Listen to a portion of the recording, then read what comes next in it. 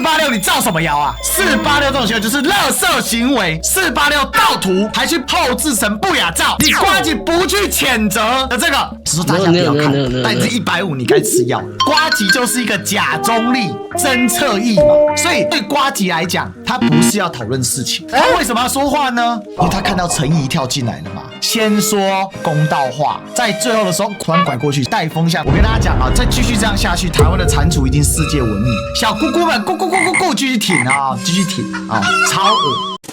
Ladies and gentlemen, welcome the host. 486先生啊，就是绿营的 KOL， 然后他就去盗了韩国20岁女生的 IG， 然后把她呢用这种打马赛克的方式做成一个不雅照，然后说这叫做中国女子用隆乳的方式卖淫。结果呢，超过200万的网友阅览之后，发现不对吧？而且被抓到了3天，他还打死不下架。他去盗谁的图呢？这个你可以看到哦，这是一个韩国网美。那你可以看到这里的观看量哦，2.7M， 这叫做270万的观看量，270万的观看量，获得了1万个赞，然后了300多则转贴。你随便盗人家的完美图，然后你说人家是卖淫，然后这事情闹到了韩国网友那边去了。然后你看，有人来提醒 Mr. 486 is Chinese， 再来把你的照片改成裸照，说你是日本中国弥陀，应该是只说妓女。还有人跑来留言说，听说你们是中国人，真的很丢脸你的图像被台湾的恶心给盗了。DTT stole this photo and made it nude，把它做成像裸照一样。486先生呢有改进吗？他第一时间根本不删，即便有人去提醒，已经闹到人家那边去了，他前3天还是在装死。更扯的事情是呢，486先生不仅不停下这样的行为他又继续 po 这图。你看这个有这个半透明的内裤的这种图片，然后继续说中国卖淫女网路打广告，他完全不道歉。另外呢，他最近在干嘛？也加入了进攻钟明轩的行列。上次他一个超级大翻车，我没有证据，但他有拿钱。486咬钟明轩真的是不要脸到了极点啊！为了流量可以不择手段，超夸张的。你看什么430万宝宝啊，这张图更夸张，这张图被我打脸过，这是 AI 的图，他1月29号又发一次啊！这是完全没有下限的耶，这种事情竟然可以反反复复的这样搞，我也是服了所以486是怎样？其实你去看他的推特他歧视 LGBT。我跟你讲，他真的看不起，他很支持川普打压 LGBT 的做法，他也看不起黑人。这个盗图的事件呢，事实上一开始是一个叫150的粉专当时揭露他然后就被侧翼给盯上了，反遭出征私下广传你的详细个资，把身份证字号、住址、手机、公司打个码，就安心安稳的发送公开粉专。你要自己跳楼，还是要我们吊路灯？真的是非常的恐怖的一群人他的本人的样子也被挖出来了嘛。那这个挖出来之后呢像是陈怡他有出来声援150这些人还说他们在伸张正义，鸡排妹跟侧翼们各种取暖，整天铺天盖地的发文攻击现在150遇到的严重很多倍所以他站出来声援鸡排妹呢，因为跟陈怡互告，就最后鸡排妹输掉，现在变前科太太，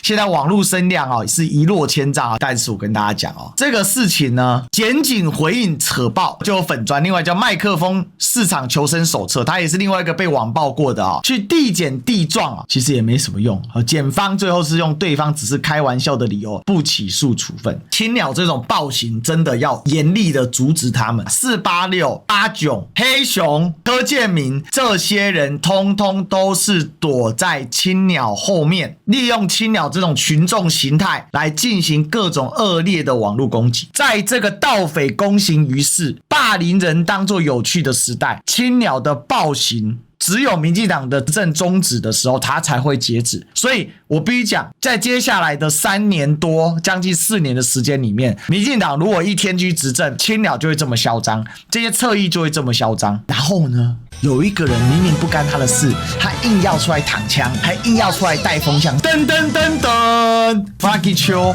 威杰啊，呱吉这件事干你屁事啊！他说啊，我觉得486的推特文章超怪超荒谬，有的甚至很恶，我不推荐任何人去看。先打486一巴掌，第二呢打4叉猫一巴掌。我反对肉搜任何人，我不喜欢不分党派匿名政治粉专，我很讨厌 James 谢所以我私下确认过一些他的背景，单纯是想知道这账号是正常的活人吗？但我从来未公开揭露过。我必须说哦，这2点呱吉讲的都是对的。第3点他讲的也是对，我反对外貌羞辱，我不批评别人的长相。150粉专真的超烂超难看，公审霸凌别人的事情也没少做过，所以一码归一码，我要说第4件事。好，第3点我觉得也还算公道。第4点，有病就要看医生，上网扑哭没啥屁用。你是医师吗？你这个是直接把150打成精神病患，你是直接对他釜底抽薪的人格羞辱，这就是呱吉常用的垃圾手法，公道话，然后呢说自己很公道，突然之间一个过去扇人家巴掌，而且呢是用人格毁灭式的。他告诉大家150这个人现在是疯了，所以150今天是他自己有问题。然后你看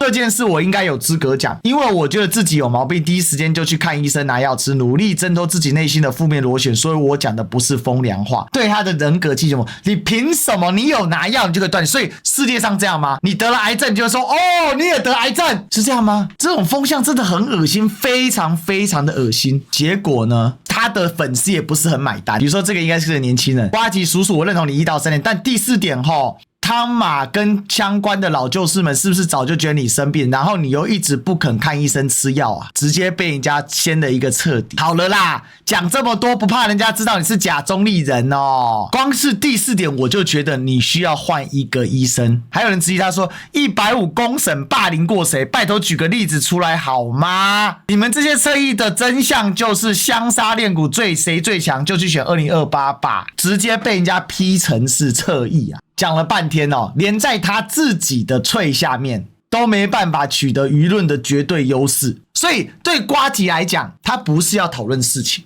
他只说不推荐大家看。486这个已经不是不推荐大家看，486这个是要严厉谴责造谣、造假、盗图，很恶心的、下流的、色情的、颠倒是非的这种行为，你不谴责，只说大家不要看。但你是150，你该吃药了。你呱吉，你这样对吗？呱吉啊，呱吉啊，呱吉就是一个假中立。真侧翼嘛，这件事情你如果不说也就算了，他为什么要说话呢？他看到这件事越烧越大嘛，所以你这些真的呱吉真是个大蟾蜍啊！所以我觉得这是为什么我要揭露，我要把它讲出来。我跟大家讲再继续这样下去，台湾的蟾蜍一定世界闻名，蟾蜍们就继续加油小姑姑们，咕咕咕咕咕，继续挺继续挺超恶。